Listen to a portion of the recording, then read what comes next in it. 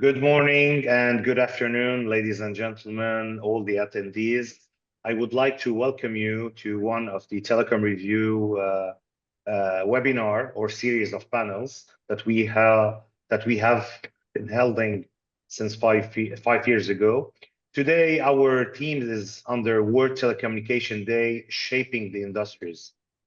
Over the years, the World Telecommunication and Information Society has explored key topics such as education, cyberspace, international cooperation, transport, meteorology, radio communications, cybersecurity, youth, big data, and more in relation to digital transformation. Telecom Review is today organizing such a webinar under the title of World Telecommunication Day, where a panel of esteemed industry panels will delve into the dynamics of the telecommunication industry, along with the World Telecommunication team for 2025, Gender Equality in Digital Transformation.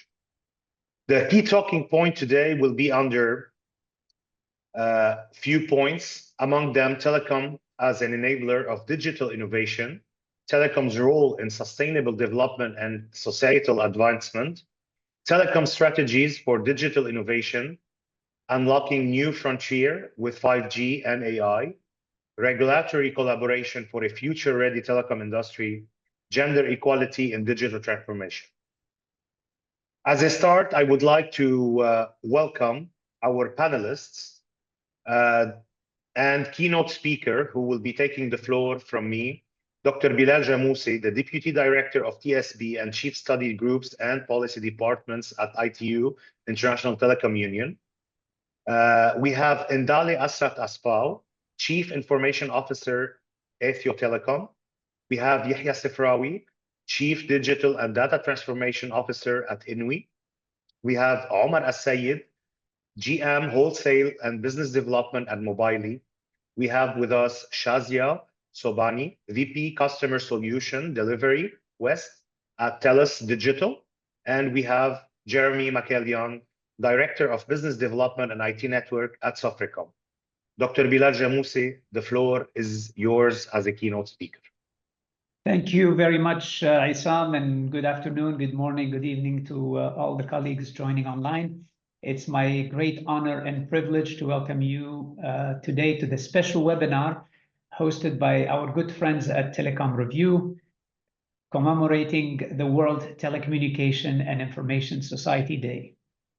Each year on May 17, we come together to reflect on the transformational power of telecommunications and digital technologies.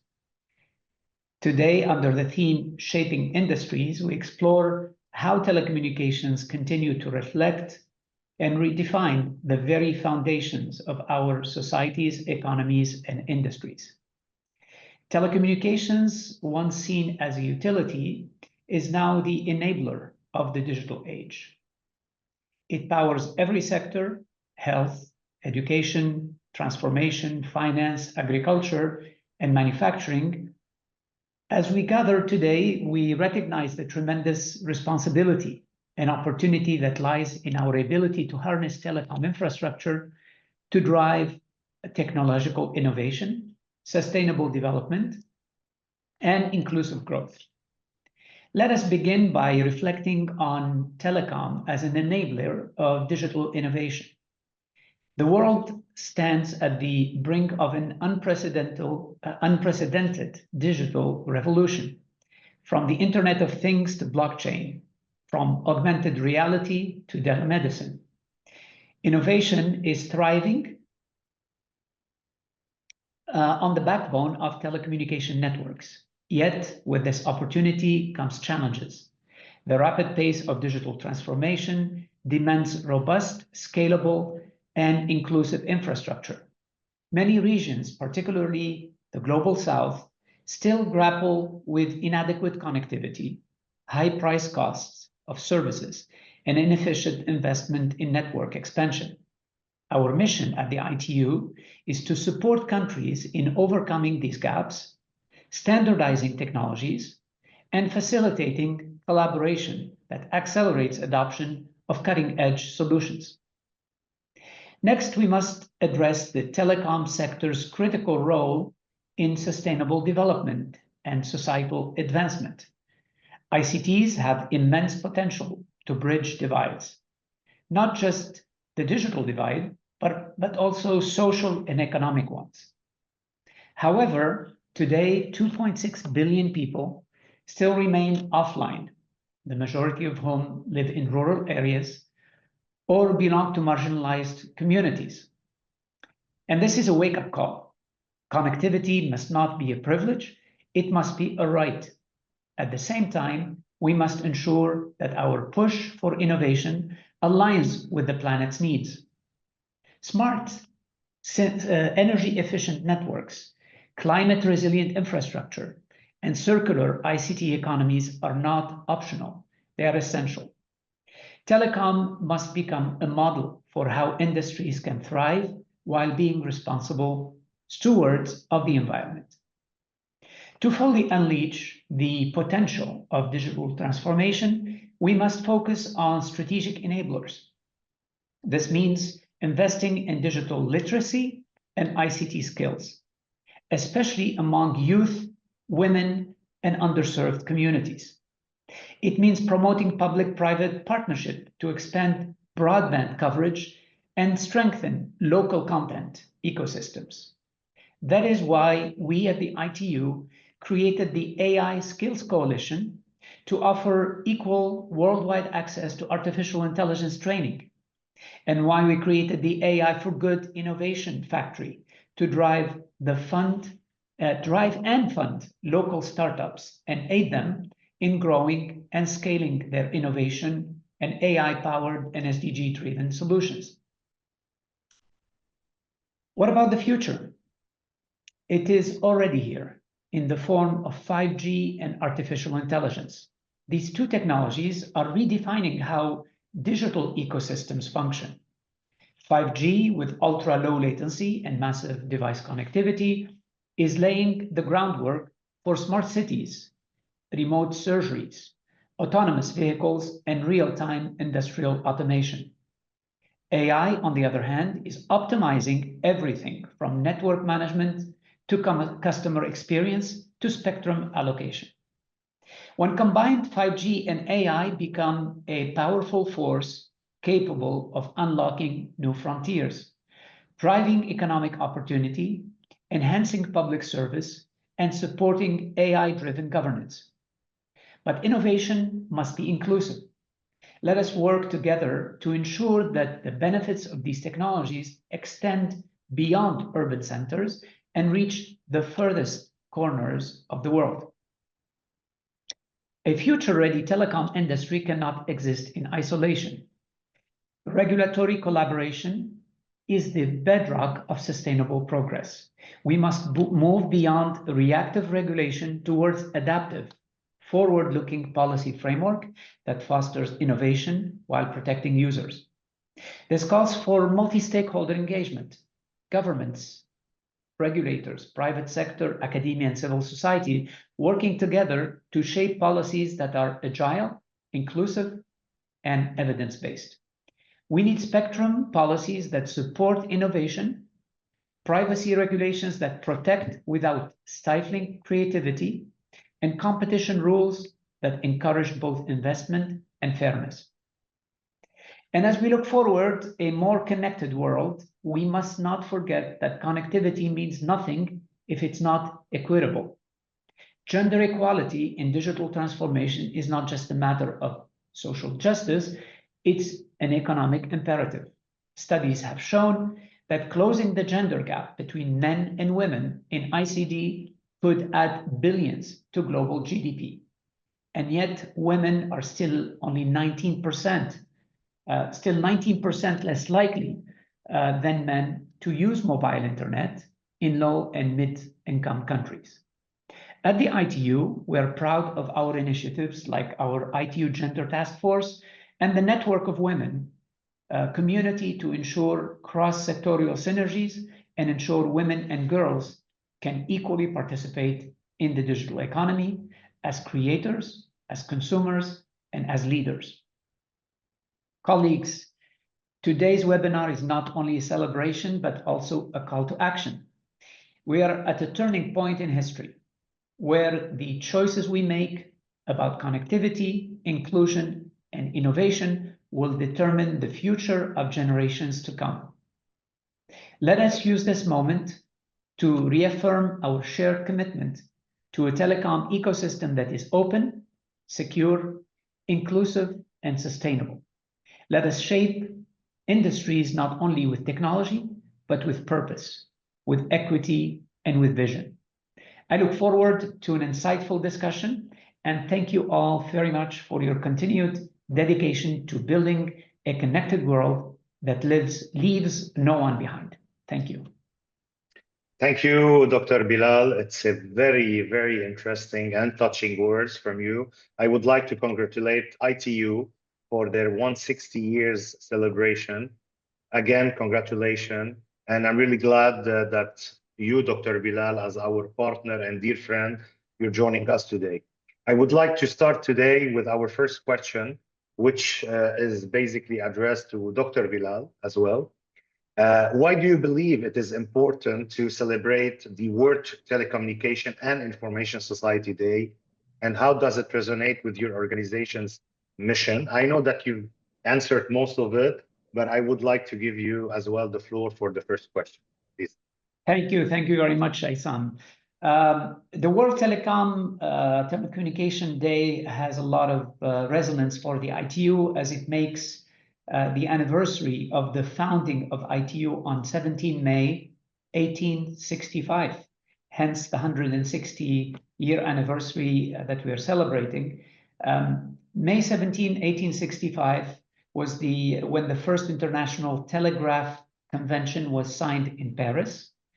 It also aligns closely with the organization's mission to promote global connectivity, improve lives, and bridge digital divide.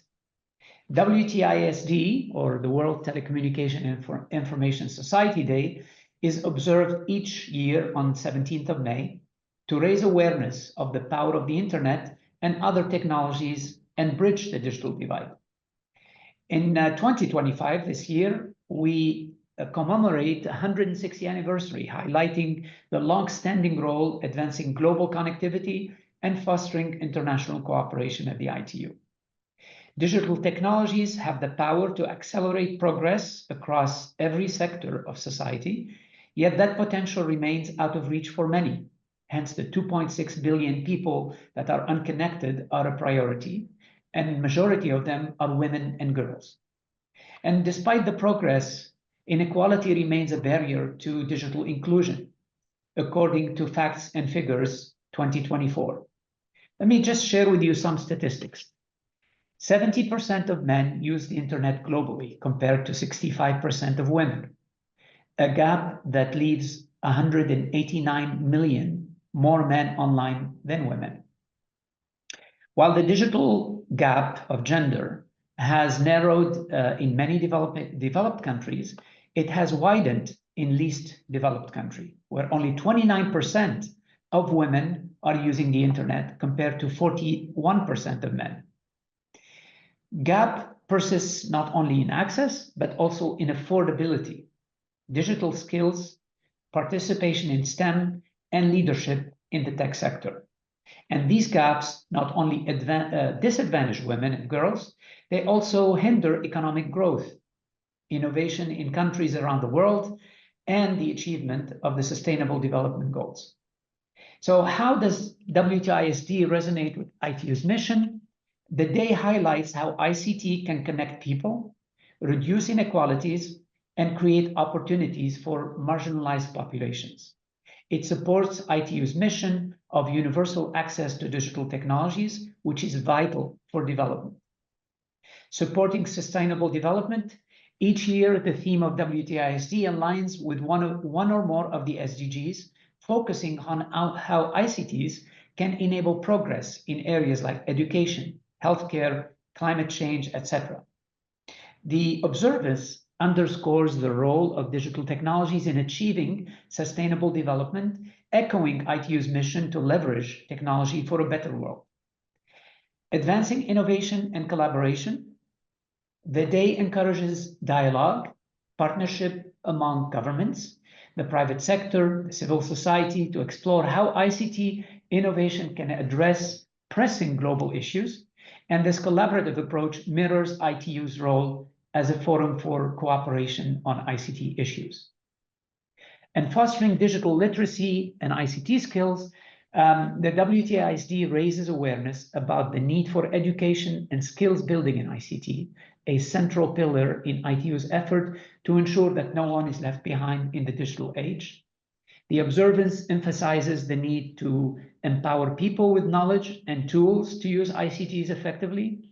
ITU works on initiatives that enhance digital literacy and skills, such as the AI Skills Coalition. So these are many reasons why this is important, and we really thank you, Isam and team, for allowing us to have this celebration today with many high esteemed partners and speakers in today's panel. Thank you, Dr. Bilal. Thank you. I would like to move to the second question. In what ways can telecoms empower industries to adopt emerging technologies such as AI, ML, and cloud? And what role does this play in accelerating the digital transformation? I would like to start with Ndale from Ethio Telecom. Please, the floor is yours.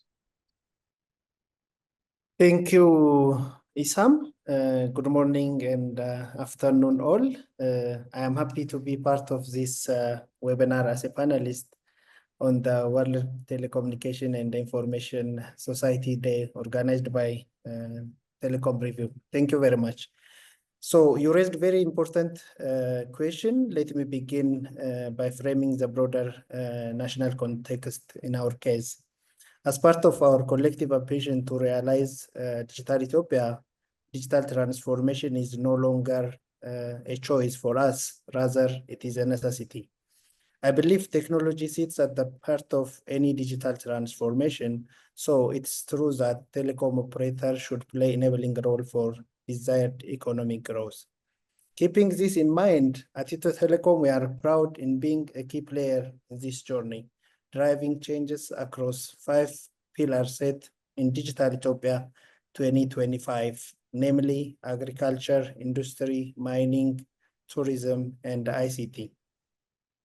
As we are the second largest operator in Africa, with a customer base of over 82 million and also 99% coverage, population coverage, while we go through aggressive deployment of latest technology, including 4G, 5G, and also fiber networks, we believe we are the right player to drive digital transformation. Let me elaborate more what Ethio Telecom is enabling industry to adopt and scale emerging technologies. The first point I want to emphasize the need for foundational infrastructure development and affordability. We go through significant investment to make digital service more affordable and accessible. By doing this, we unlock opportunity for business and industries as a nation. In line with our vision to become a leading digital solution provider, we are very bold enough to go beyond connectivity to empower community, business, and the government. For example, we have introduced cloud service, which include infrastructure as a service, platform as a service, software as a service, security and as a service, and so on. To date, we served over 650 enterprise customers locally with a clear vision to become East African preferred cloud provider in the near future. We are also strengthening our internal software development capability and also partnership with local ecosystem player to offer localized cloud-based software solution to our enterprise customer, which will enable them to diversify their business in different industries. The second point I want to emphasize is building platform economy. I hope most of you heard about our recent launch of e-commerce platform, which we call it Zaman Gabaya, which is actually designed to serve 3 key purposes. The first one is for business entities. giving them greater market access and visibility. For the customer, affordability and accessible product, ensuring this one to be beneficiary for the customer. On the third aspect, for supporting government effort to manage inflation by improving price transparency and market efficiency. On the third point, we have been also working to enable different enterprise companies or verticals through AI-enabled solution. We introduce AI and ML into sector-specific solutions such as smart city, smart education, smart agriculture, smart health, smart mining, and so on. In summary, telcos are uniquely positioned to act as a digital backbone of industrial transformation. At Ethio Telecom, we are not just providing connectivity, we are building the platform and ecosystem that empower AI and cloud adoption at a scale. I thank you. Thank you, Andale. Thank you. I would like to ask the same question as well to Yahya from Inwi, please. Well, thank you, Isam, and first and foremost, thank you for the invitation to speak in this esteemed panel. To be honest, the story is pretty similar to what my colleague Indale has already described, but I'll try to focus a little bit more on why are telcos uniquely positioned to actually drive the digital transformation with a look at how we are influencing our ecosystem of clients. And when I say client, it's not just the B2C client like the regular clients, but also partner clients, B2B partner clients and industries that we work with and that we are influencing on a daily basis. And the idea here is the way I see telcos, telecommunication sector more broadly, is it is a sector that is quite eager to adopt quite early on emerging trends and emerging technologies, be it the digital transformation, be it technology in a broader sense. And more recently, we do see that telcos are very, very much focused on adopting AI and making sure that they are capturing the full value of AI. So us as actors, as economic actors, we are already quite driven by the digital transformation aspect and everything that comes with it. So there's that. And when you add to it the fact that we are quite uniquely positioned with our clients, and what I call clients is typically when you look at our network of partners and B2B clients that we work that we've been holding a relationship with for quite some time, we are quite uniquely positioned to know what the expectation is from a sector to another, from a client to another, and to influence those sectors in quite a positive way into adopting the latest trends in terms of digital transformation and so on. And how does all of this materialize? Some ideas have already been shared, of course, by Indale. Of course, you have the enabling aspect. We as telcos, we do see ourselves as enablers, and that's very much true because we are providing the infrastructure that's going to drive the digital transformation. And the infrastructure, like this state-of-the-art network infrastructure or backbone, is not only driving digital transformation for our, let's say, for different types of sectors. So some colleagues mentioned healthcare, education, industry, all the sector, any economic sector is actually being influenced, but it's also driving digital inclusion. We have been pushing quite aggressively the connectivity in rural areas by connecting millions of people, and this is something really key in driving the digital transformation more broadly. So there's this enabling aspect around the infrastructure itself, but not only the network the network infrastructure. There's also everything related to edge and cloud services and computing services more broadly, and especially in areas, and that's very much true in African countries where sovereignty is sometimes a big topic. So we are able to bring the right infrastructure from a cloud standpoint to sustain some of the workloads that are necessary for digital AI ML transformations. So that's also an aspect that telcos have been positioning themselves in, and that makes very sense from an enabling perspective. The third enabling idea for me is we as telcos are also, through our adoption and early adoption, we are very much in contact with international partners and like software companies, like hyperscalers, and we are able to bring those big players to the table to actually accompany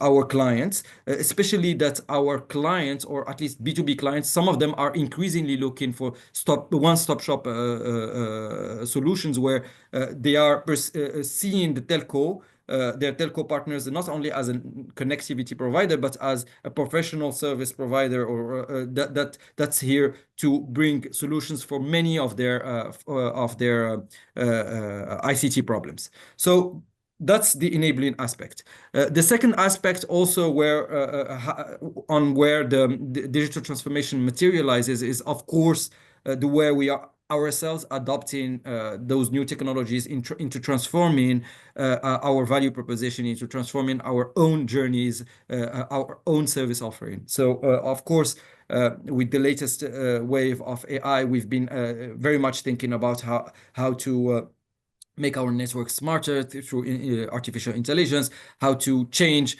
our client experience with hyper-personalization, how to step up the client service offering through AI. So all of this is something that the client sees on a daily basis. But there isn't just this. There's also like what we've been doing historically with digital products. I have in mind, for instance, Win, which is our 100% digital service offering at Inwi, that has been driving a lot of digital adoption, where people are more and more used to only use digital services and sort of drop out from the traditional, let's say, physical contact when buying some of their services. So we are influencing a lot of behaviors and a lot of adoption through the service offerings that we are through the changes that we are making to our service offering. And the last idea is probably also one of the most important ones, is we are also accompanying our clients. And here, when you look at our relationship with the typical B2B clients, since we've been positioning ourselves on the ICT service offering, we are accompanying those clients to build their own use cases around AI, ML, their own specific use cases that make sense for their own industries. So all of this is contributing into telcos driving the digital transformation. Thank you, Yahya. I'd like to move to actually Omar from Mobily for the same question. Please, Omar, I'd like to hear your point of view. So I need to be now a bit specific after great answers from Ndali and Yahya, our colleagues Ndali and Yahya. The way how we look at it, like what's our role in adopting new technologies, all what I will say that it's a big responsibility on service providers to move their mentality from being a service provider into a digital enabler, which was mentioned by a colleague. It's all with the spirit to allow equal access to all citizens, to all users. And it's all around a new partnerships which are emerging between the digital enablers or service providers, the technology providers, end users, and governments. It's complete ecosystem that need to work together to bridge the digital divide, like allow everybody to have equal access to new technologies. But what this means is that us, like our industry, need to transform and rethink how we build solutions.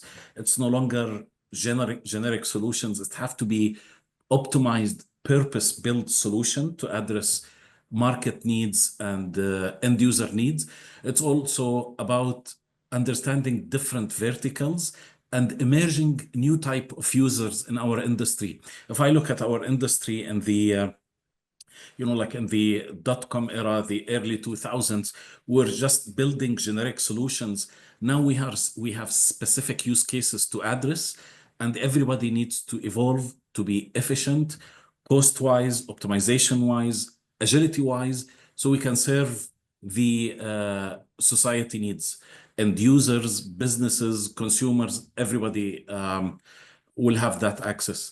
And then if I look a little bit closer to technology, we all celebrate the mobile technologies around us. And we are talking about, mobility of people, mobility of connectivity. The era we are living now is all about like mobility of workloads. Everything is connected.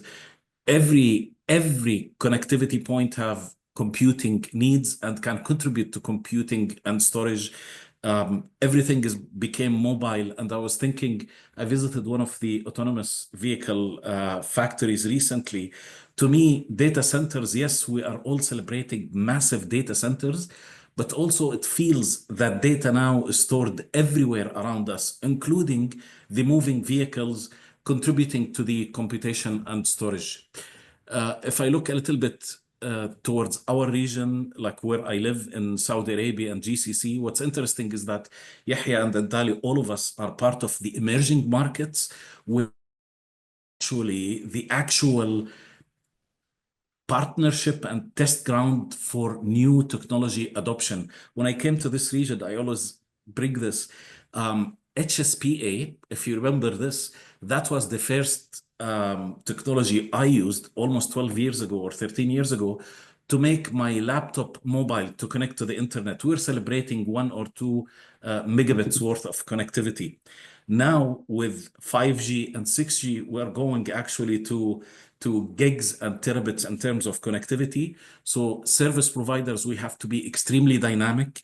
We have to truly align with the country visions. In Saudi Arabia, we have Vision 2030, where technology is at the heart of every transformation we are living in. So we have to be agile. We have to create different level of partnerships. And when I look at partnership, I look at our vendors, technology partners. One of the first things that changed now, again, we want to have equal access. Equal access means cost optimization. Everything have to be reachable. So starting with technology providers, optimize the cost, make the systems open. The idea that a single technology provider can do everything end to end, one size fits all, I can do it all. This is like old school business. What we need to work together now on is open systems, get the best from everybody, deploy fast. The era of having one contract for everything, it's all gone. Open system, the power of software, the power of SaaS, the power of the cloud is the massive trend now to allow everybody to have access to technology and connectivity. And then if we go up, it's not even SaaS and orchestration where you can control your network.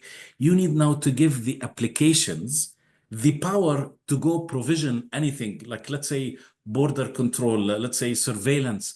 You don't want to be locked anymore. You want the application to be able to access the network, change the network, have on-demand type access and connectivity, and then walk out and pay for that service. This is the era we are going in. AI is everywhere around us. AI at the beginning, like the basics of AI is software. And our industry now masters software since a couple of decades. Now AI came to stay. The key difference I mentioned in a past panel is that in the 20 years ago when I started my career, we were building products and then we discover, is it going to be used or not? AI is doing it the other way around. Users now are demanding intelligent. They are demanding access, seamless access, regardless of the technology or the provider behind it. All these things will force us to be really dynamic and much more open to new partnerships. Thank you, Omar. That's a very insightful point from your side. I'd like to move to the third question.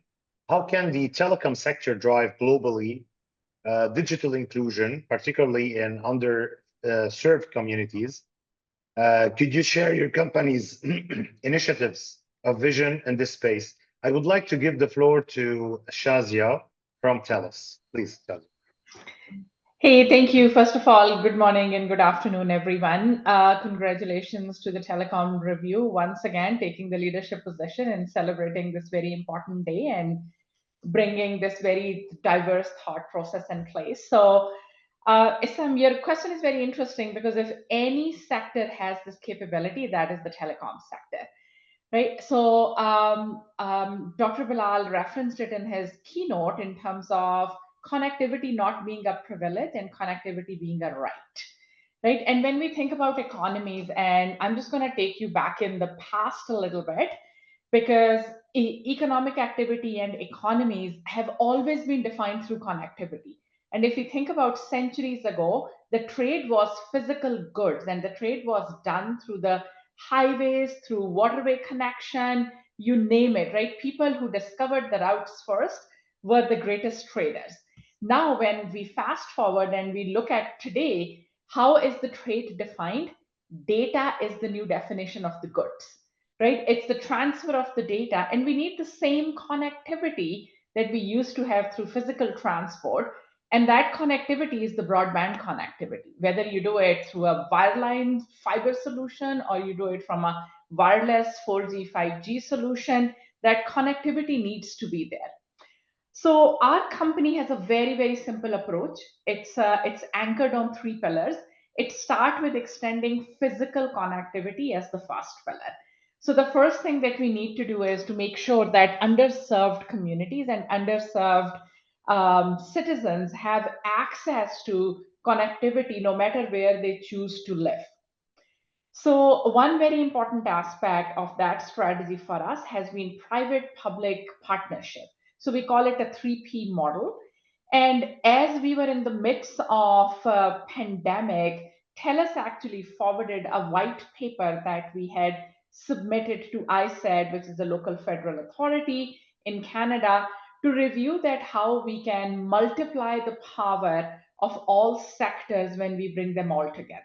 And then just right after that, the government of Canada had $8 billion broadband universal funding, which was put in place. So unleashing that, I think, Omar, you referenced it, that how expensive it is to build the networks, and we need to pool the resources to build the network. So TELUS alone has spent over $1 billion to connect rural and remote communities with our cutting edge latest pure fiber technology. So our mission has been that we're going to take the technology to connect the rural connectivities that is available in big metros in Canada. So that's the first pillar. The second pillar, I think Dr. Bilal, you talked about, is affordability, right? So you connect those communities. How do you make sure that people can actually use it, right? Otherwise, you will not be able to address the digital divide. So our company has put in place some programs that we call For Good programs, that either subsidizes the use of internet or subsidizes the use of a cell plan or gives cell service free to different marginalized groups. In terms of currently, there are over 250,000 families in Canada that are using our Internet for Good, which is a highly subsidized internet plan, which is offered to families that have affordability challenges. So that is the second pillar. The third important pillar to address it is effective and responsible use of that technology. So now you have brought the connectivity, you have overcome the roadblock of affordability. Now, how do you make sure that people who now have access, they're making best use of that technology? So our company has multiple programs that we offer as we extend the connectivity, especially in remote rural communities. And one of that program is around cybersecurity, right? So how do we educate people who are living in remote communities, and now all of a sudden they're opening this big flood door of global information and access to global resources? How do we teach them how to use it responsibly? We also have worked with small businesses to operate locally while competing globally through the digital commerce cadence.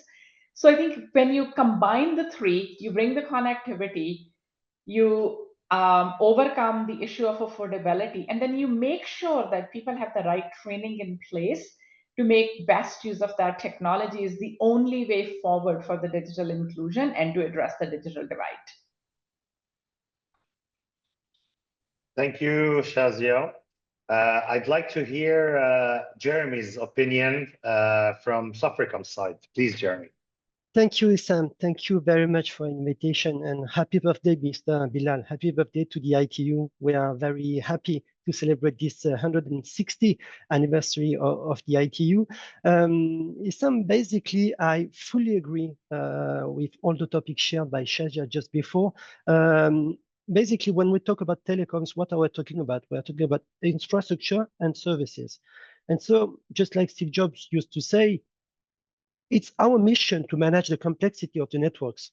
So should it be fiber? Should it be a radio access network? Should it be broadband? Should it be all the submarine cables? Should it be satellite? Everything. The consumer doesn't care about that. It's our mission to make an efficient, resilient, cost-effective, energy-saving networks to provide this connectivity. That's the first point, the infra. So I fully agree, Shazia, with what you say. Second point is the cost, actually. And in fact, we can have very high-end premium solution for business use case, of course, but most of the people we are thinking about, I mean, the B2C market and in emerging country, they need to have local solution. So low cost doesn't mean locality. It means affordable, economically affordable solutions to have connectivity. And we are not talking only about voice, but also about data. Just like we said, we are celebrating today the 160th anniversary, started with the International Telegraph Communication. Today, we are talking about gigabits. This is what we can provide to the consumer and to the market. And this is the way ICT can contribute to the economic development. Just like we said in Dubai, Issam, in the Telecom Review Summit you organized, in the 19th, we had the highways. In the 20th century, we have the highways, and today, high broadband access is the way to include all the people and develop the economy of the countries. And I would like to finish on a last point that Dr. Bilal pointed out in the keynotes. Technology has no gender. It's our role, it's our mission to do that. The technology can be used both by men and women. And this is why operators, and as you know, Sofricom is part of the Orange Group. Orange proposed in his footprint in Africa, Middle East, and Europe, some programs to help people to use the technology. So again, infra is our business. We manage the complexity, the usage. We have to teach, we have to train, we have to form people to use that effectively for their benefits. Thank you, Jeremy. Thanks a lot. Yes, indeed, the new way now of trading is the data, as Shazia said as well. So I'd like to hear as well on this third question, Ndale's point of view as well from ATU Telecom. Thank you, Issam, again. I think my colleagues was mentioning about connectivity, affordability. The same initiative is here in Ethio Telecom also. We believe digital inclusion is not just a technical goal, it's rather social and economic imperative. So we have been working deeply to empower communities to ensure that no one was left behind, especially for those underserved and remote areas. We have taken very bold and practical steps to make sure that our access, digital access, is equitable, affordable, and also sustainable. Let me highlight some of them, which is actually similar to what has been mentioned, but maybe differently. So we have been extending our digital service to very remote areas, which we call it rural communication solutions, in which we deploy 4G network, very remote areas, which is hard to reach for the communities, honestly. So this network is supported with solar infrastructure to ensure that off-grid areas is not impacted because of power issue. And also the testimonial we received from the citizen is very touching because they are their first time to access digital service in their life. So this is the first initiative we have taken, and also this project is ongoing aggressively now with our CEO leadership. The second part is about affordability of smartphones. So device affordability is a major barrier for some of our customers to join our network. So we introduced subsidized and a low-end smartphone tailored to low-income citizens. Especially we focus also with women and the rural communities. As Dr. Bilal was mentioning, women should be supported differently through installment payment, device financing schema, and also there is ongoing initiatives that will keep it now for the time being secret, but will be launched very soon with our CEO announcement. So we have also another critical intervention in this aspect to make sure that the device is really affordable to the lower income citizen. The third point is about digital financial inclusion. You know that we have introduced our mobile money platform, which we call it Teleber. Before that, before 3 years, 4 years, if you come to this market, we don't have any presence of mobile money. But within 4 years now, we reach 52 million users, and also on a daily basis now we process 7 billion Ethiopian birr. You can imagine the significance of this intervention. Before, again, in terms of formal credit service to our customer, we only offer to less than 300,000 customers was served through bank credit service. But following our digital credit service on Teleber, now we reached 9 million customers was enjoying this service and also financially included. We call it also wealth distribution because this is honestly fair enough to reach to all population, the most of population, and we will continue working on this one. We have also introduced credit facility for SMEs, which will going to empower small businesses to grow, especially when the traditional banking system are limited. So we have been intervening also in this. So in sense, our approach is to digital inclusive is comprehensive, combining network access, device affordability, and also financial empowerment. We believe that telcos must go beyond infrastructure and actively engage in building inclusive digital society. At Ethio Telecom, we are also happy to contribute and also continue to contribute in this space. I thank you again. Thank you, Ndali. I'd like to move to the fourth question. As we scale towards 5G and prepare for 6G, how can telecoms balance infrastructure expansion with sustainable energy practices? I'd like to hear from you, Shazia, please, from TELUS. Thank you. Thank you, Isam. This is a very, very interesting field, right? As we have seen that 5G base stations are consuming at least twice as much power as 4G. And this is really because they're carrying significantly more traffic and operating over more frequency bands. On top of that, the massive MIMO antennas, they require up to 1,000 watts per sector, which is contributing higher energy consumption for 5G RAN. And then you layer it on with the 5G applications relying on cloud computing, data center efficiency. And then as we are on the horizon of introducing 6G, and the early signs are showing that that will likely require a denser network with increased capacity, leading to higher power consumption, and it will utilize even more higher frequencies. Plus, it's expected to rely on technologies like advanced beamforming and higher order MIMO, which will further increase the power requirements. So when we think about that, how can we do it in a more sustainable way? The only way is that how do we optimize the use of power? There are a few things where most of the research is focused on, and some of it is in practice as well. And then I'll reference that what TELUS is doing about it. First is the deployment strategy itself, right? There is ongoing research on lean design, advanced materials, and different physical deployment strategies such as co-location and the appropriate use of small cells for network densification.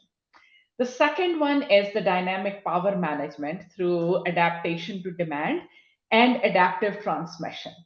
So we can, as we broaden the stage to support automation, particularly powered through AI, to fully exploit its potential, this will unleash the power of self-optimizing networks that ride upon AI engines to make real-time coverage and capacity optimization to adapt to the actual conditions to improve the customer experience. But it will also optimize our precious energy resources. And when you think about ML supported capacity forecasting will generate algorithms to ingest multivariable data to predict a precise future usage view that can enable, again, deploying just-in-time capacity, leading to a more responsible use of power. So theoretically and practically, 5G and 6G networks can adapt their power consumption based on real-time traffic demands and switching off idle cell sites or radio units into sleep mode. So that will help us save quite a bit on energy. The third one is the intelligent backhauling. So intelligent backhauling algorithms can be used to optimize network power consumption by finding the most efficient route for data transmission or distributing the traffic across multiple backhaul routes that can help reduce the load on any single link so that we can minimize the power consumption. And then the fourth and the last one here is the AI-driven energy optimization systems, or EOS. So these types of systems use model-based reinforcement learning to optimize HVAC operations.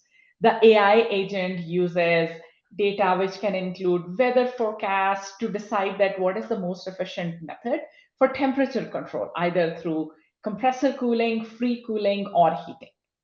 So at TELUS, at our organization, we are actively working to drive innovation in network architecture and performance, and we have implemented multiple of initiatives that are focused on energy sustainability. So the first one is investment in energy efficient hardware. We continuously invest in energy efficient platform across our network, which includes both servers and radio equipment. The second thing is strong collaboration with suppliers.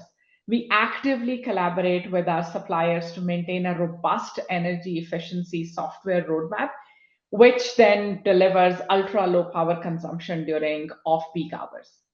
Third is the AI-powered energy management that I just referenced. We have actually developed AI-powered energy management modules that dynamically switch cells on and off based on the real-time traffic patterns throughout the day.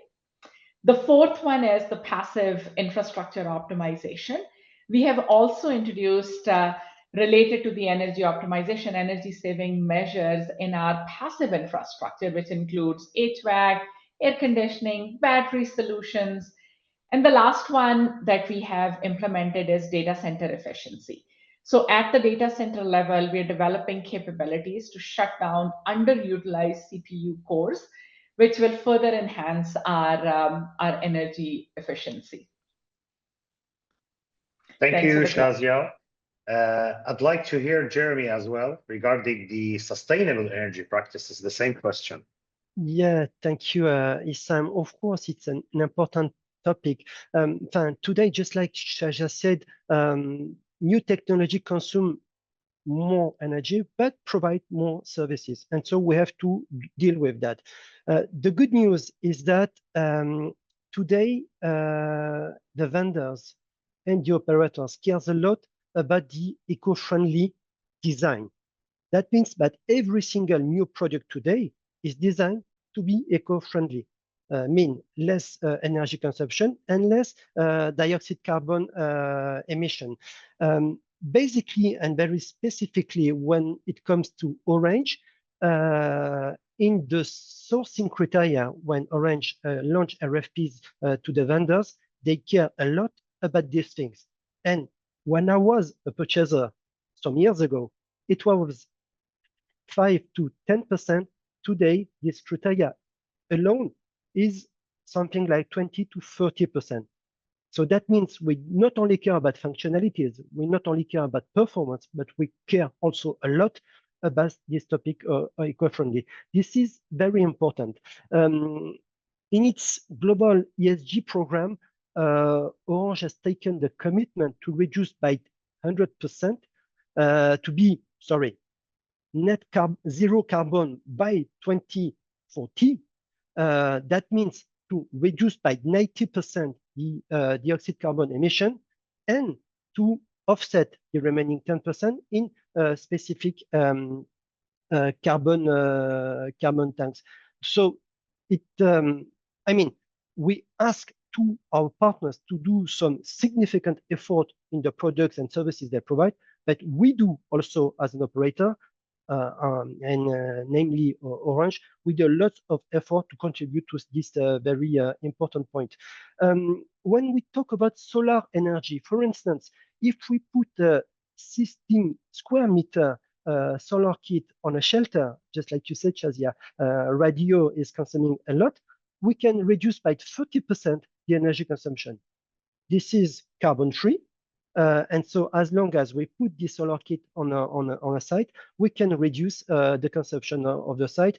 You talked about the green future. Of course, we have to adjust the energy consumption to the traffic. And if we are not in peak hours, of course, we can reduce that to optimize, in fact, the energy consumption. So this is basically the points I wanted to share with you on this topic, Isam. Thank you, Jeremy. I'd like to move to the fifth question. With the 6G horizon set for 2030, how should CSP start preparing now to capitalize on its future capabilities? I'd like to move to Omar from Mobile, especially with the Saudi Vision 2030. That's, I think, the right question for you to give us insights. Thank you, Isam. First of all, let me invite everybody to go to the websites and the public content available on what's happening in Vision 2030, and especially the content by the MCIT, the Ministry of Communication and Information Technology, because there is wealth of, I will say, human experience gathered around this emerging market and the talent market in Saudi Arabia. 6G, 5G, 4G, like we're fortunate, our generation fortunate enough to see the evolution from 2G to 3G to 4G almost every 5 to 10 years. And as I mentioned before, when I came to Saudi from North America, I enjoyed, and this was around 13 years ago, I enjoyed the technology, the fast technology adoption and contribution. And I will mention why the word contribution and link it to what Dr. Jamousi mentioned at the beginning of our call. So 6G is nothing but, like in simple terms, I'm not a 6G expert, and all of us will ramp up on 6G over the next 3-4 years. But 6G is taking us beyond connectivity, beyond speeds and feeds, into more of system interconnect, because of the very high speeds that it offers and the new technology and spectrum usage that it will be offering, the new services that it will enable, whether it's digital twins, moving from virtual reality and augmented reality all the way to mixed reality where everything comes together. This is all about system integration. Now we will even have more pressures on energy consumption, on processing powers, on AI usage to process this massive data coming to us from much higher number of endpoints. Like 5G's issue, like 5G compared to 4G is we ended up having more sites. We need to build site, and let me call site micro site, massive site, whatever you call it, but there are more endpoints and you need more intelligence to process all this data coming from endpoints to connect systems together and make it useful. So I look at it, and then I look at our responsibility as a service provider in country. We have 4 or 5 massive events we have to serve. Let's work from the future backwards. We have the World Cup in 2034 that we need to serve with an experience which is unmatched. We all have a role in it. The service providers, the technology providers, everybody who plays digital. We have the Asian Cup. We have the Expo coming in. We have all these advanced cities and massive projects coming in country, and it's all due over the next 10 years. But we also have the global movement coming to emerging markets and to Saudi Arabia, like you've seen what NVIDIA is building. The fact that you build a single data center, an entire ecosystem will have to be activated around you. You need to think about power. You need to think about connectivity. What we used to think of, oh, that boring dark fiber layer 0, layer 1, now it becomes a global interest. It's no longer regional. We are opening up the entire network to serve the world. Just monitor the news that happened this week, and all what I look, I'm saying, okay, are we ready? We will be ready. There is new talent coming in, tech savvy. All what they saw is 4G onwards.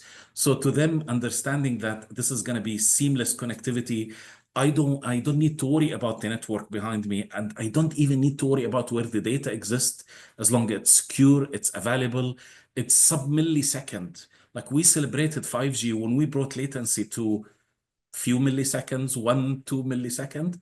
Now 6G is sub-milliseconds. The whole experience is going to be different. Are we going to be ready in 4 years? We need to think from now about how to evolve the infrastructure as a complete ecosystem, as great partnership, like what's happening in Saudi Arabia between public and private sector, to all push together to bring the most advanced technology and serve the world. So I am excited about what 6G will bring. Luckily, we have 5 more years to plan and think about it and understand how we can monetize it, how we can really bring it to everybody's use. But all what I tell you, I used to say this, Generation X, Generation Z, millennials, the new generation, they will never accept what we accepted in terms of bandwidth and connectivity requirements. I still remember when my son once was telling me, we saw a fiber connected to a home, but it was loose. I told him, how do you see connectivity? And this was a few years ago. For a young teenager, he was saying something like, I wanted always on, stuff that we talk about in our industry, always on, no delays, and please don't talk to me about packages. Like he doesn't want to think about how much bandwidth am I buying. It's just get the bandwidth you need at any time, on demand, pay for it, make it competitive, and it doesn't matter what type of connectivity you are on.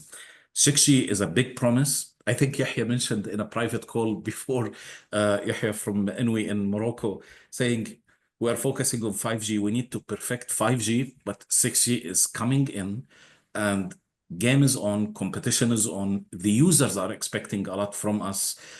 We need to continue to be creative and adopt, deploy, and influence this technology. We are not just going to consume this technology. We need to influence how it is built. And this forum is a great forum for us to keep this dialogue. Thank you, Omar. By the way, I just remembered when we used to connect via modem. Do you remember the sound of the modem? Absolutely. When it was music. When it was very slow to connect. So imagine our children if they lived in that era. So anyway, Omar, stay with us. I would like to ask you another question. How should ICT organization approach gender diversity and equal participation for the overall development of the digital ecosystem? Personal experience, and talking about the generational evolution. Like I lived my teenage age and education in Canada, and publicly in the late 90s, early 2000s, we used to have programs called Women in Engineering. What was interesting is that we go to engineering classes, and out of the 25 students in the class, there is 1 or 2 females. That's it. You look at the teaching staff and you see an issue. It's so obvious that there is something not right there. Whatever the reasons are, whether it's like families driven, cultural driven, industry view about this diversity driven at that time, it wasn't right. I think Dr. Jamousi mentioned that we reached 19%. You can look like at public figures of women in engineering. Even some statistics say 24%, it's still low. There is one of the things I was hearing the Minister of MCIT in Saudi, I think he mentioned, and don't quote me for it, something like in Saudi, the women in tech reached something like 30% in some of his public discussions. To me, this is eye-opening. Like, how come in an emerging, growing country, we go beyond the global average? It's all about enablement. It's all about empowerment. It's all about opening the door for everybody to have equal access to education and any type of education. It can be engineering, it can be computer science. I'm very proud. Like, I worked for a US-based company. I think the first female who got double Cisco certification is a Saudi engineer, and this was almost a decade ago. So there's so many open opportunities for equality. I'm very proud actually to see that in our company, most of the new hires from MIS, from engineering, you see a lot of emerging talent, women, young Saudi women contributing to the evolution that we are seeing. I think it's partially cultural, the fact that, and it have nothing to do with geography. Like, as I said, we had issues in North America and we still have issues. 24%, we have long way to go to have proper equality. Very proud of what's happening in our industry. And I think we really need to hire based on talent, to encourage everybody to join technical programs, and for universities to encourage that. Thank you, Omar. I'd like to hear from our only woman actually on the panel. Please, Shazia, the floor is yours. Thank you, Sam. I think I'll carry forward the themes that Omar had introduced. So first of all, I think progress is not parity, right? And we need to acknowledge it, right? If 50% of world population is female, then 50% is the parity. But here is the good news. I'm a very optimistic person, so I want to start with that over the past 1 decade, women have made important gains at every level in the corporate pipeline. In North America, particularly, women today make up 29% of C-suite positions compared to only 17% in 2015. And Umar, now if you were to go back and do a refresher engineering course in Canada, it will not be 1 or 2 women sitting in the classroom with you. It would be 8 or 9 women. So 35% of STEM graduates in Canada and in the US are now female. So that is a great progress. As we reflect on the past 1 decade, 3 things have happened which are true. First of all, the companies around the world have taken action that has led to important progress. Second, we have all learned that the change is hard and messy, and we are somewhere in the middle of the shifts needed to fix the pipeline and make the culture of work more equitable. Third is the gains that we have made are more fragile and less extensive than they appear. Because the progress, as I said, is actually not parity, and we are probably 50 years away from getting to the parity. So despite all the global conversations about gender diversity in tech, women are still massively underrepresented, right? So recent statistics across North America show that the women comprise only about 25% of tech workforce in North America. And then only 38% of women who majored in computer science are working in the field. And according to the recent data from Accenture, half of those women who go into the tech, they drop by the age of 35, which is scary. And then when we look at some of the data, like for example, McKinsey 2 years ago said that for every 86 women that are promoted to manager, for every 100 men across every industry, that number for women in IT is only 52. So I think there is some work that we need to do collectively, right? So one is how do you encourage and attract more women to go into STEM? We all have a collective opportunity to encourage and support our daughters, our sisters, our nieces, our aunts, or whoever, right? So personal influence is huge. The second is that encourage them to take on a profession in their field of education. Third is to help support them to flourish in the organizations, but not through patronization. right? To give them the equal opportunity, but create an environment which is inclusive and doesn't create a discrimination. So though I'm very optimistic about the progress, I still feel that I might not be able to see the gender parity in tech in my lifespan, but all of you can help to make it faster. Thank you, Shazia. And yes, indeed, even in our Telecom Review Leaders Summit, we're supporting as much as we can because we have a women ICT panel and you were moderating it last year. So yes, we should be working on this and as well with ITU, Dr. Bilal, regarding the gender equality. So before I move to the last question, I will be launching the poll now. So for the attendees to vote.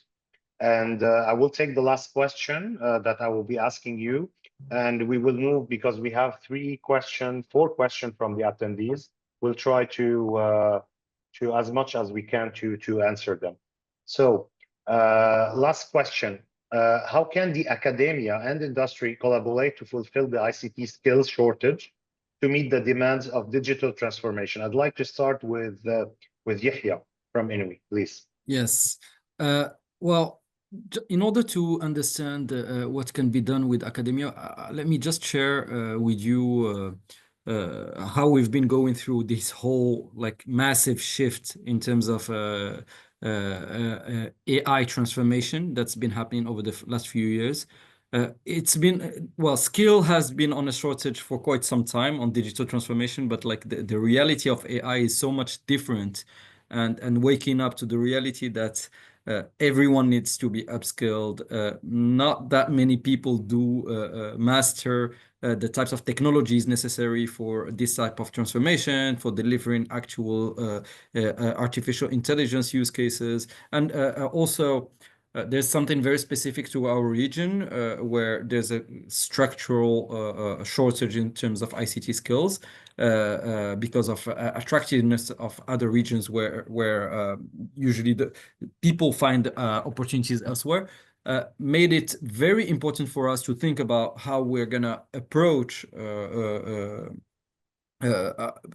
skill question and how we're gonna foster the right talent to actually be able to succeed in our transformation journey.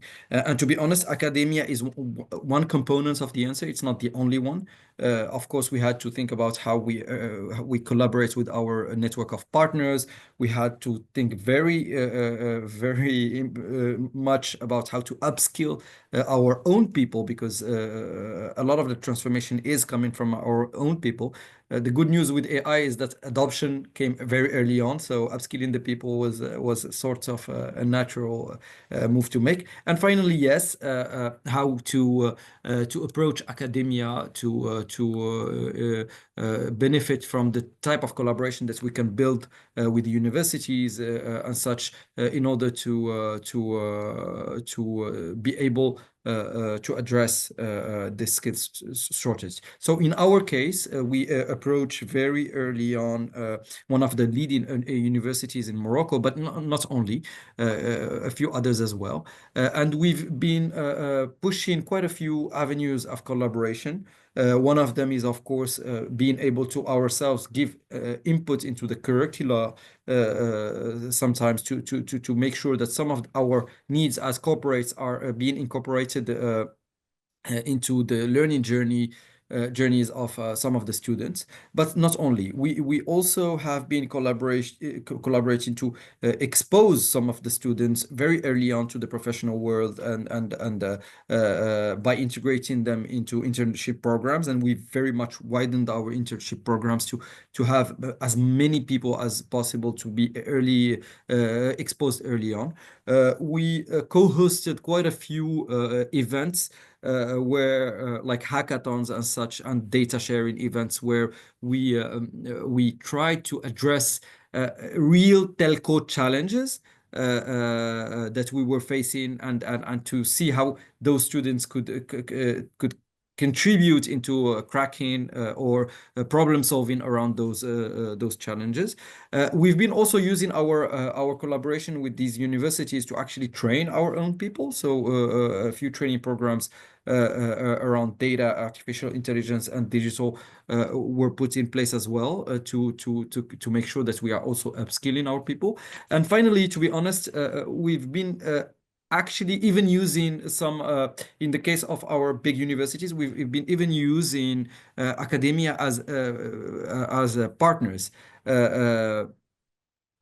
What I mean by that is some use cases are currently being developed by researchers at universities. And why is that? Is because some of the artificial intelligence use cases are very specific to our to our country, to our Darija, which is our language, and we needed the type of intelligence that these students can bring in terms of R&D, in terms of cracking some of the complex problems to actually develop those use cases. And to be honest, this collaboration has been one of the most successful ones because we've realized that very early on we could co-develop some use cases that were actually put into production later on with the academia.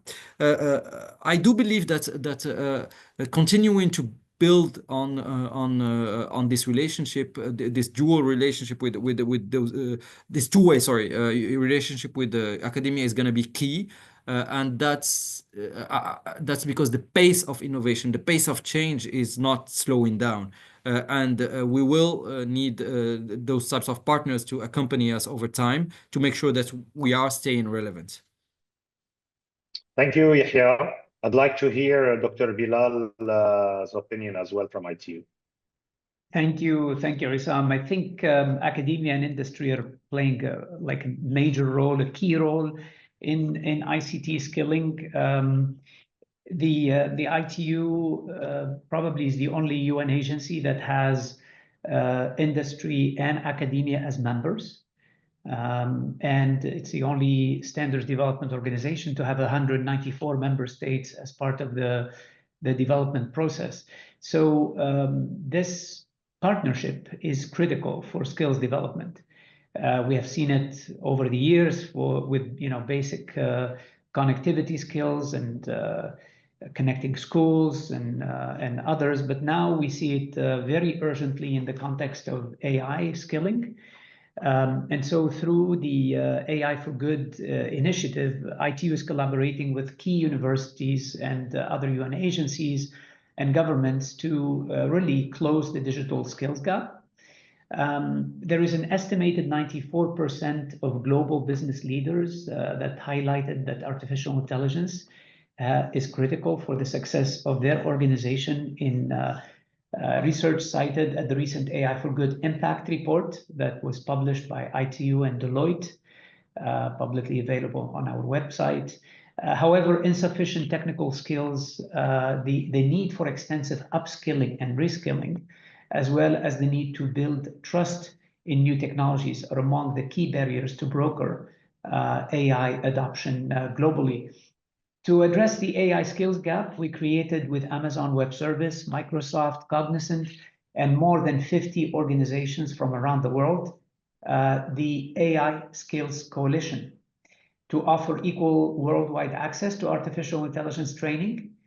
We aim just this year in the remaining 6 months to train 10,000 learners by the end of 25. The platform offers 70 training courses and has an AI skills library of over 35 publications.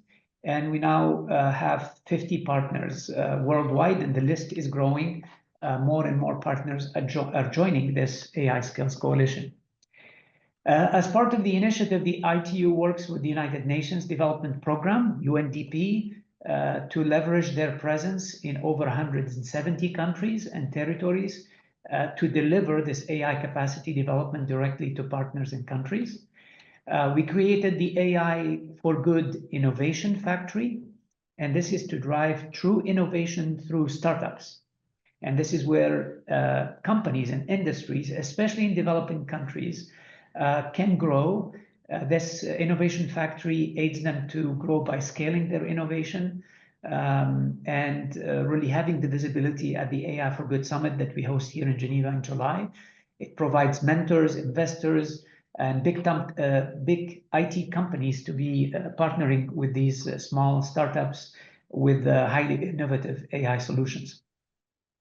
As well as startup competitions and acceleration program, we also see a means for skilling and competency building through access to top-tier mentors and industry experts, networking with investors, participation in the acceleration program, and the exposure to the worldwide stage at the AI for Good Summit. We also have a regional focus where we do some of this in innovation factories in other places around the world, in Shanghai, in China, in India last year at the World Telecom Standards Institute, the WTSA, the World Telecom Standards Assembly, and this year at the AI Impact in South Africa, side by side with the G20 that is being hosted by South Africa. We have run 60 competitions globally so far, 200 startups competing from 40 countries. We also have the broad development of standards where academia and industry play a key role in skilling. We have a Bridging the Standardization Gap program, where we meet in the regions, in the language of the region, to build capacity with the industry, with academia, and with the government officials on various topics of ICT and digital. So I think there is especially a key role for industry, especially in developing, for academia, especially in developing countries where there are no big companies or there may be just a few startups. Universities play a key role in the skilling process, in the capacity building. So that partnership is critical, and we look forward to continuing that with industry and academia. Thank you, Dr. Bilal. I would like to share the results of the poll question. So basically, the first question was, what domain of telecommunication will see the most growth in the next 5 years? As we can see, it's 60%, 61% for 5G and beyond. For satellite internet and terrestrial connectivity, it's 21%, and IoT is 18%. It's 5G and beyond. Which is the most important aspect of circular economy in telecommunication? We've had consumer psychology for 30%, supply chain management for 33%, infrastructure and policy for 36%. I move to the third question. What is the most beneficial aspect of modern telecommunication? Global connectivity, 64%, remote work and learning, 12%, real-time information sharing, 24%. And the last question, which emerging technology will redefine next-gen global communication? It's clearly AI and automation and network, 74%, quantum communication, 16%, and low Earth orbit satellites, 10%. I don't know if you have any comments on the polls before we take a couple of questions from the participants.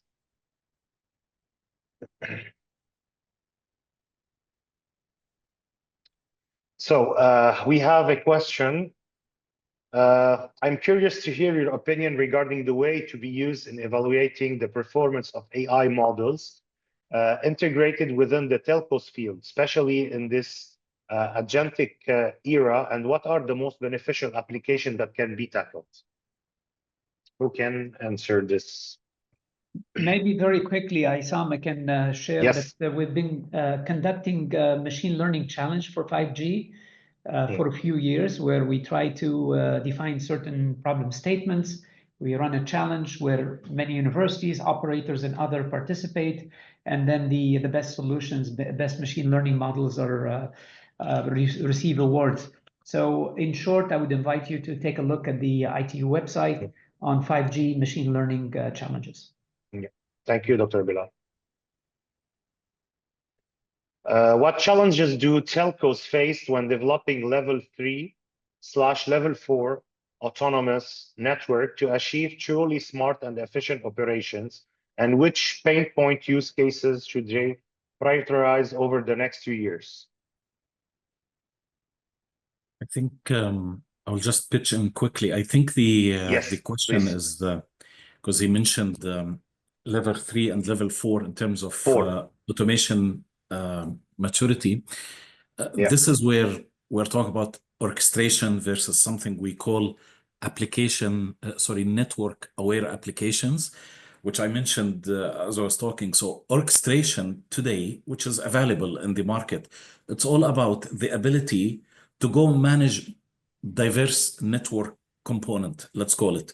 So if you have a component from supplier X, supplier Y, multiple layer, orchestration will be able to see through all that complexity and make it easier for you to manage the network.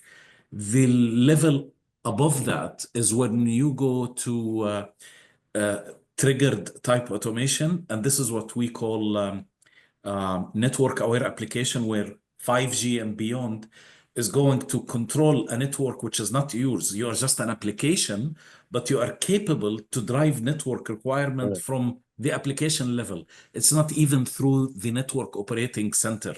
So this is an emerging, like the world is still ramping up on it, but this is beyond orchestration. There are challenges, of course. Orchestration alone is still being deployed around the globe, but to give the power to own the network and play with the network from the application level, this is emerging. And there are few actually innovators in Canada, US, and in Europe who are doing this work. Okay. Thank you, Omar. I think there's a question for Ndale. I think there's someone from Ethiopia asking about the Zemen Gebeya e-commerce platform. They're asking, how can telecommunication companies, through initiative like e-commerce platforms, contribute to setting standards and normalizing transparent, lawful trade practices, especially in economies actually, where illicit trade has historically disrupted markets, and what framework or partnership are needed to enhance this role globally? It's for you, Ndale. Yes, thank you very much, Isam. Thank you, Tedros, for raising this question. Of course, e-commerce platform is for us as a telecom operator. We are not actually the operator to sell the commodity. We are here to just provide the platform for those entities, for the enterprise customer, or for any trader to sell his or their product on our platform. So we know that it will going to create transparency among trader and buyer, because it will going to be posted, all the product will be posted on the platform with from different traders, and the customer will get a choice to identify which one is the best product in terms of quality, in terms of price, in terms of availability, and also the other aspect as a quality. So in this situation, we will harmonize the demand and the supply chain, and also we will cut unnecessary chains that will there in the value chain. So directly from manufacturer, the product can be available to the end user. From the farmer, directly we reach to the end user. So will create a really harmonized environment for both for all stakeholders, the one I was mentioning before also. So in terms of having standard for it, of course, as I said, we have some protocol to follow. When we onboard all the merchant in our platform, we have to have some protocol to be followed, so we enforce that one. But as you know, there is a e-commerce code of conduct is there, and also consumer protection policy is also there. With all this framework, and also by onboarding all the critical value chain or suppliers or producers from different industries, will be harmonized for sure, with all engagement from stakeholders. So I believe this will create transparency and also will curb the inflation that we are seeing now in our country. Thank you. Thank you, Andale. I think the last question we can answer it. I think it's for Dr. Bilal. A question in context of the exponential growth in data centers with Gen AI deployment and resulting impact of high energy consumption. How do we see ITU's role in balancing sustainability with the appetite for compute? Excellent question. In fact, we have a full study group 5 in ITUT, that develops international standards on measuring the impact of ICT on the environment, and also the contribution of ICT to the environment, because it's always a balance. Our ICT field consumes 2 to 3% of the electricity or energy, and contributes to 2 to 3% of the greenhouse gas emission, but at the same time contributes 20% to the reduction of the greenhouse gas emission of the other sectors. So we need to always take that balanced view. And in the context of AI and data centers, we published a report on our website on AI and the environment, highlighting these two, the balancing act between consuming on one hand more, but with that consumption, the AI algorithms can optimize the use of resources in other sectors, in other verticals. Thank you, Dr. Bilal. I think we reached the end of our interesting webinar on World Telecommunication Day. I'd like to thank our esteemed panelists, speakers, from Dr. Bilal Jamousi from ITU. Thank you, Andale, from Ethio Telecom, Yahya Sefrawi from INWI, Omar Sayed from Mobily, Shazia from TELUS, and Jeremy Makalian from Sofricom. I'd like to thank you all and for your great participation. And I'd like to remind all participants who couldn't watch our webinar today, the webinar will be fully available on telecomreview.tv.com. So if you'd like to watch it afterwards. Thank you again. And thank you for your participation. And we'll see you soon, hopefully. Thank you, Isam. Well done. Thank you, Isam. Thank you, everyone. Bye-bye.